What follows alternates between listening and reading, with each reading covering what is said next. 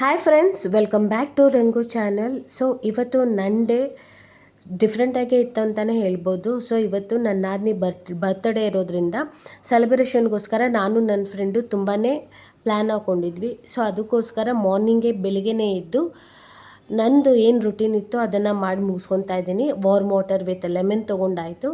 ಅದಾದಮೇಲೆ ಇವತ್ತು ಮೆಂತ್ಯ ವಾಟರ್ ಮಾಡ್ಕೊಂಡು ಕುಡಿಯೋಣ ಅಂದ್ಬಿಟ್ಟು, ಸ್ವಲ್ಪ ಬಾಡಿ ಹೀಟ್ ಆಗಿದ್ದರೆ ಈ ರೀತಿ ಮೆಂತ್ಯ ವಾಟರ್ ಕುಡಿದ್ರೆ ತಂಪಾಗುತ್ತೆ ಅಂದ್ಬಿಟ್ಟು ಸ್ವಲ್ಪ ನೀರಿಗೆ ಮೆಂತ್ಯ, ಅರಿಶಿನ, ಅದಾದಮೇಲೆ ಸ್ವಲ್ಪ ಕರಿಬೇವು, ಸ್ವಲ್ಪ ಆಮ್ಲ ಪೌಡರು ಹಾಕ್ಬಿಟ್ಟು ಚೆನ್ನಾಗಿ ಕುದಿಸ್ಬಿಟ್ಟು ನೀಟಾಗಿ ಸೋಸ್ಕೊಂಡು ಕುಡಿಯೋದು. ಸೊ ಇದು ಹೆಲ್ತಿ ಡ್ರಿಂಕಿಗೆ ಇವತ್ತು ನಾನು ತೊಗೊಂಡಂಥದ್ದು.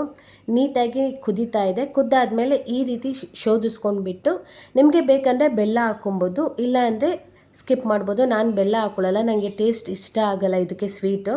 ಸೊ ಅದೇ ರೀತಿ ಡೈರೆಕ್ಟಾಗಿ ತೊಗೊಂಡೆ. ಅದಾದಮೇಲೆ ಇವತ್ತು ತಿಂಡಿಗೆ ಚಪಾತಿ ಮತ್ತು ಕೆಂಪು ಖಾರ ಮಾಡಿದ್ದೆ.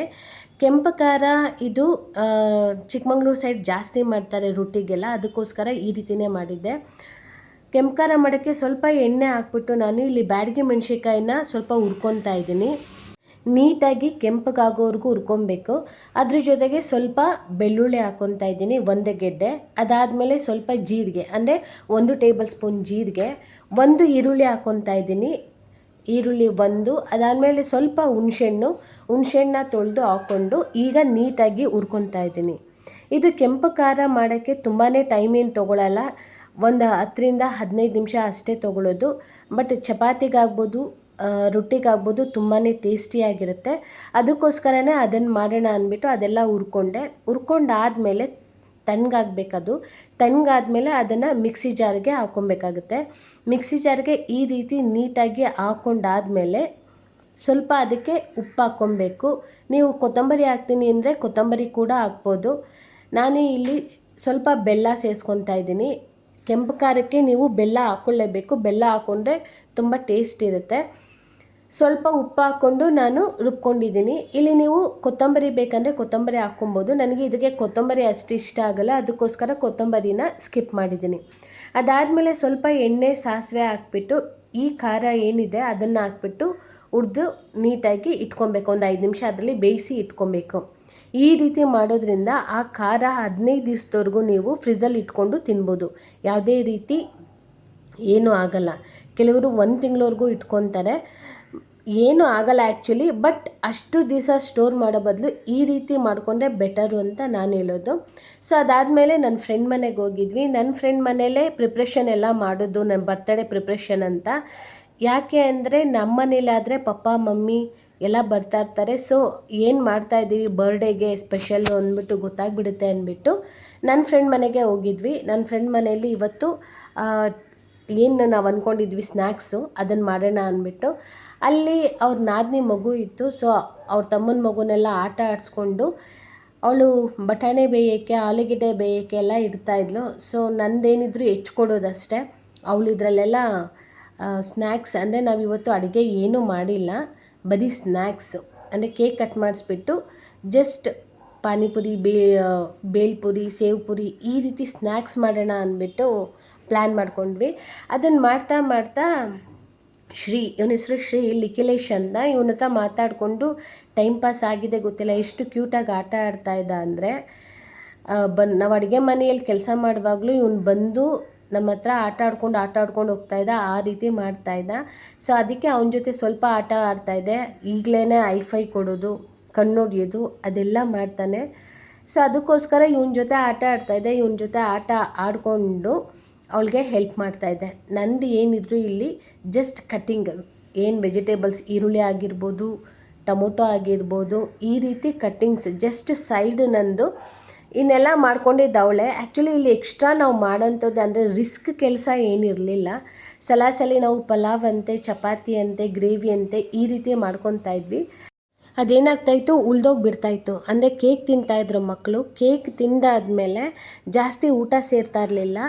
ಅದ ಎಲ್ಲ ನಾವೇನು ಮಾಡ್ತಾಯಿದ್ವಿ ಅದು ಬೆಳಿಗ್ಗೆಗೆ ಉಳಿದೋಗ್ತಾ ಇತ್ತು. ಅದಕ್ಕೋಸ್ಕರ ಈ ಸರಿ ಫುಲ್ ಟೋಟಲಿ ಬರ್ಡೇನೇ ಡಿಫ್ರೆಂಟ್ ಆಗಿರಲಿ ಅಂದ್ಬಿಟ್ಟು ಚಾಟ್ಸ್ ಮಾಡೋಣ. ಚಾಟ್ಸ್ ಅಂದರೆ ಎಲ್ಲರೂ ಇಷ್ಟಪಡ್ತಾರೆ, ನಾವಾಗಿರ್ಬೋದು ಮಕ್ಕಳಾಗಿರ್ಬೋದು. ಚಾಟ್ಸ್ ಮಾಡಿದ್ರೆ ಓಕೆ, ಅಷ್ಟು ರಿಸ್ಕು ಇರಲ್ಲ, ಬೇಗ ಬೇಗ ಆಗಿಬಿಡುತ್ತೆ, ಮಕ್ಕಳು ಕೂಡ ಇಷ್ಟಪಟ್ಟು ತಿಂತಾರೆ, ಲಕ್ಷ್ಮಿಗೂ ಕೂಡ ಇಷ್ಟ ಆಗುತ್ತೆ ಚಾಟ್ಸು, ನಮಗೂ ಇಷ್ಟ ಆಗುತ್ತೆ ಅಂದ್ಬಿಟ್ಟು ಚಾಟ್ಸ್ ಪ್ರಿಪ್ರೇಷನ್ ಮಾಡೋಣ ಅಂತ ಪ್ಲ್ಯಾನ್ ಮಾಡ್ಕೊಂಡ್ವಿ. ಚಾಟ್ಸ್ ಮಾಡೋದ್ರಲ್ಲಿ ನನ್ನ ಫ್ರೆಂಡು ಫೇಮಸ್, ಅಂದರೆ ಅವಳು ಚೆನ್ನಾಗಿ ಮಾಡ್ತಾಳೆ. ಆ್ಯಕ್ಚುಲಿ ಚಾಟ್ಸು ಗೋಬಿ ಎಲ್ಲ ನೀಟಾಗಿ ಚೆನ್ನಾಗಿ ಮಾಡ್ತಾಳೆ.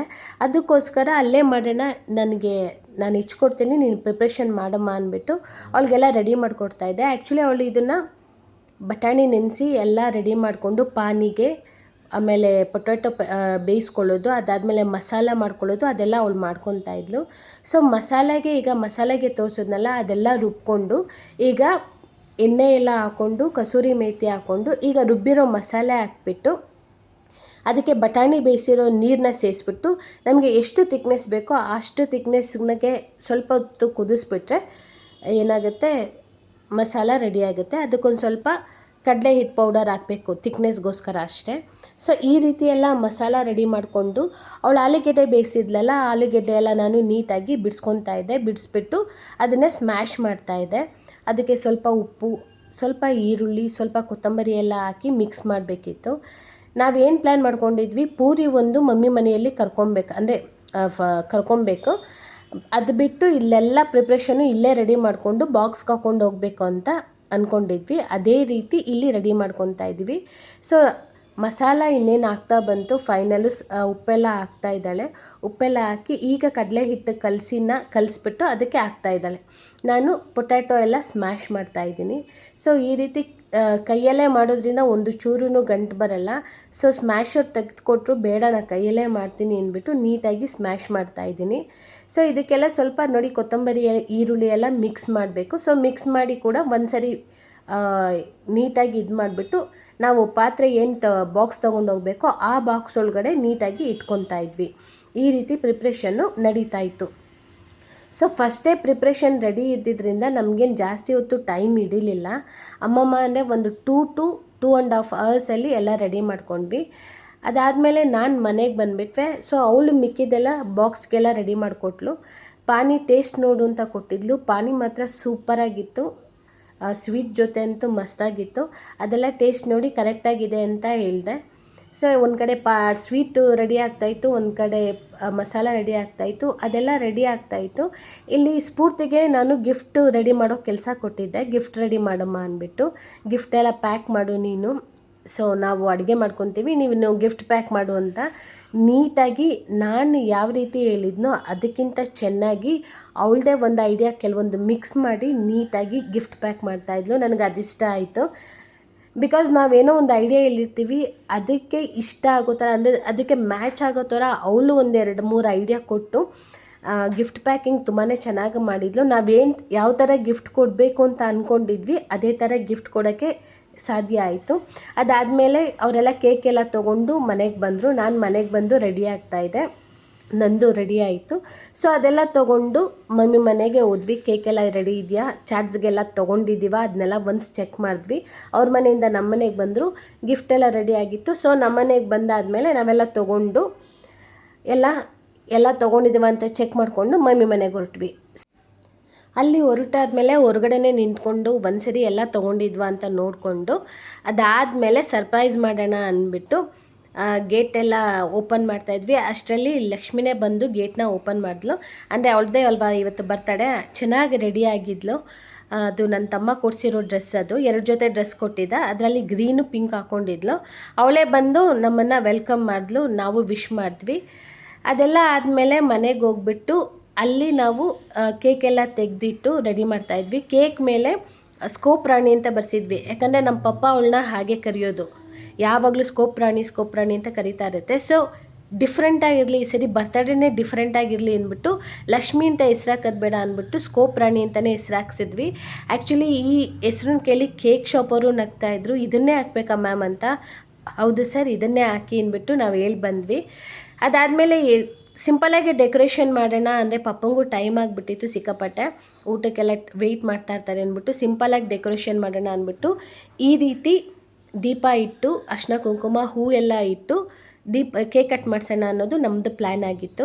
ಯಾಕಂದರೆ ಕ್ಯಾಂಡಲ್ನ ಆರಿಸಿ ಕೇಕ್ ಕಟ್ ಮಾಡೋದಕ್ಕಿಂತ ದೀಪ ಹತ್ತಿಸಿ ಕೇಕ್ ಕಟ್ ಮಾಡಿಸೋಣ ಅನ್ನೋದು ಈ ಸರಿ ನಮ್ಮದು ಪ್ಲ್ಯಾನ್ ಆಗಿತ್ತು. ಈ ರೀತಿ ಬರ್ತ್ಡೇ ಸೆಲೆಬ್ರೇಷನ್ ಮಾಡೋದ್ರಿಂದ ನಮ್ಮ ಅಪ್ಪಂಗೂ ಇಷ್ಟ ಆಗುತ್ತೆ ಈ ರೀತಿ ಮಾಡೋದು. ಅದಕ್ಕೋಸ್ಕರ ಈ ಸರಿ ನಮ್ಮ ಅಪ್ಪ ಅಮ್ಮ ಎಲ್ಲ ಇರೋದ್ರಿಂದ ಈ ರೀತಿಯೇ ಮಾಡೋಣ, ಅವ್ರಿಗೂ ಖುಷಿ ಆಗುತ್ತೆ ಅಂದ್ಬಿಟ್ಟು ಈ ರೀತಿ ಪ್ಲ್ಯಾನ್ ಹಾಕ್ಕೊಂಡು ಮಾಡ್ತಾಯಿದ್ವಿ. ಸೊ ಇದು ಬರ್ತ್ಡೇ ಪ್ರಿಪ್ರೇಷನ್ ಇವತ್ತಿನ ವ್ಲಾಗಲ್ಲಿದೆ. ನಾಳೆ ಬರ್ತ್ಡೇ ಸೆಲೆಬ್ರೇಷನ್ ವ್ಲಾಗ್ನ ಶೇರ್ ಮಾಡ್ತೀನಿ, ಯಾಕಂದರೆ ತುಂಬ ಲಾಂಗ್ ಇರೋದ್ರಿಂದ ಒಂದು ದಿನ ಅಪ್ಲೋಡ್ ಮಾಡೋಕ್ಕಾಗಲ್ಲ ಅಂತ. ಸೊ ಈ ವಿಡಿಯೋ ನಿಮ್ಗೆ ಯಾರಿಗಾದ್ರೂ ಇಷ್ಟ ಆದರೆ ಲೈಕ್ ಮಾಡಿ, ಶೇರ್ ಮಾಡಿ, ಸಬ್ಸ್ಕ್ರೈಬ್ ಮಾಡಿಕೊಂಡು ನನ್ನ ಚಾನಲ್ನ ನೋಡಿ. ಸಬ್ಸ್ಕ್ರೈಬ್ ಮಾಡ್ಕೊಂಡ್ಮೇಲೆ ಬೆಲ್ ಬಟನ್ ಪ್ರೆಸ್ ಮಾಡೋದು ಮರಿಬೇಡಿ ಅಂತ ಹೇಳ್ತಾ ಥ್ಯಾಂಕ್ ಯು, ಬಾಯ್.